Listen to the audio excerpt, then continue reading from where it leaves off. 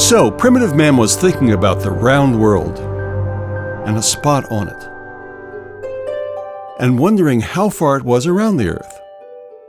Then he imagined a tree at that spot and the sun directly above it at noon.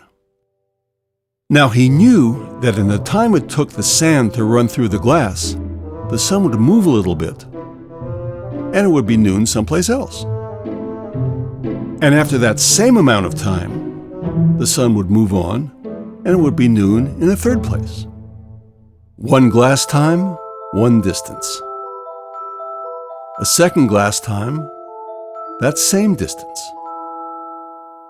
So here was a connection between distance and time. Now he also knew that after 250 of these times, the sun would go completely around the world and it would be noon again at the original place. Now, of course, we know today that the sun doesn't really travel around the Earth. Rather, the Earth rotates, and it looks like the sun was moving. But to follow primitive man's thinking, let's put everything back.